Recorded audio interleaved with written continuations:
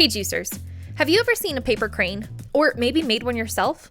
Or how about one of those huge paper projects? Have you ever wondered what that's all about?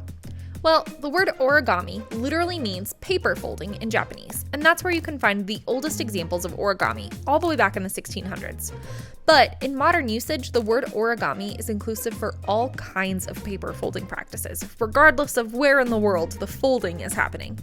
The goal is to transform a plain, boring, square, flat sheet of paper into a sculpture through folding and sculpting.